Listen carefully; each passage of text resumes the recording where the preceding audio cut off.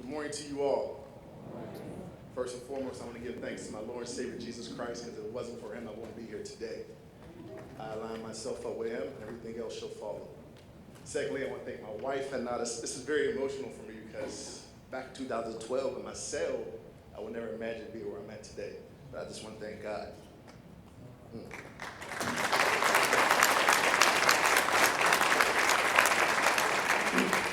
I want to thank my wife, Hanada, that's here with me today, and also my brother Joel that told me about this program, Band the Box, about several months ago.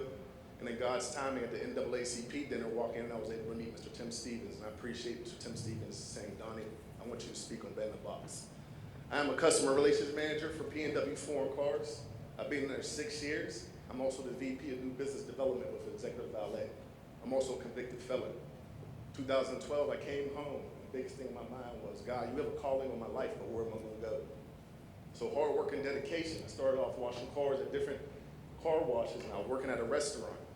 And knowing the right people with the relationship and the person I am, God opened up an opportunity to meet my director at the car dealership. He was a minority.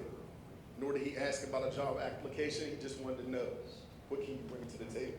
I opened up to him, told him about myself, my conviction. I just came home. I have a felony, intended to deliver marijuana up in State College. Since I have a felony, I was in Center County, PA, and they fried the big fish out there. If I was here in Pittsburgh, I wouldn't have a felony, but it makes me who I am today. My boss gave me a shot, didn't care about my past convictions. He said, you can start off washing cars. I washed cars for 2 weeks. I get a call to his office, just me and him. Him being a minority, he looked at me and said, you have great character. No more washing cars, you can be a lot attendant. Start off being a lot attendant, growing in the business, learning from the bottom. Understand no business can be ran right if you don't learn from the bottom. Take care of your people from the bottom. It's the foundation that builds the business.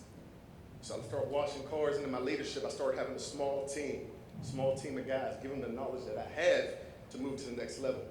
That I was able to elevate me to the next step. You have to pass the baton for us to grow as youth. As I was passing the baton to the youth, God opened up more doors within the dealership that I was able to learn the inside of the business instead of the front side.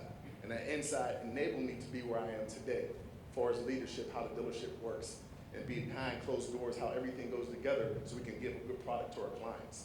It gave me the foundation I needed to be where I am. Knowing the business was great because it was on-the-job training. And little did I know, I was also had an HVAC. I was in school for HVAC at the same time when I came home because I had a rehabilitation counselor, and he was able to put me at CCAC West Hills for HVAC.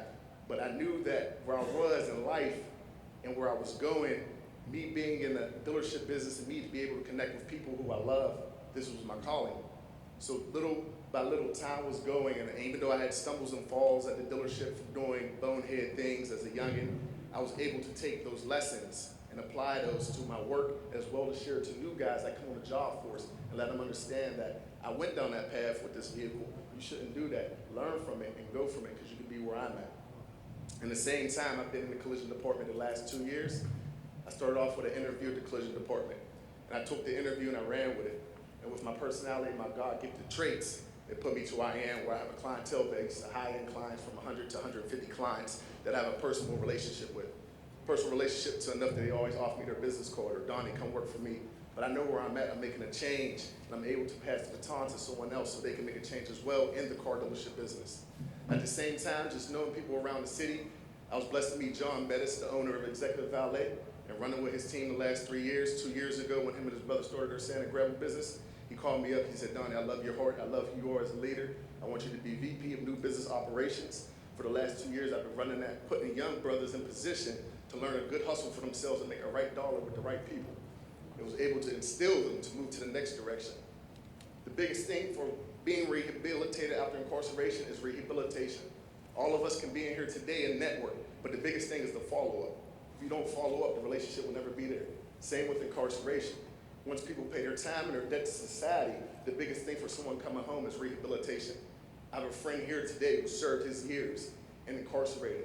His biggest question to me is, what should I put on a job application? I said, brother, man to man, I would skip the box and let your integrity and character speak for itself.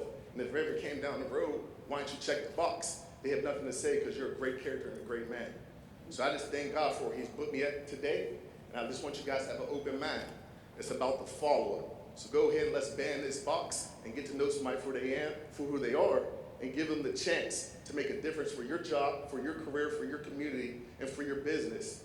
And it's never about where you start, it's about where you finish. And it's not a race, it's a marathon.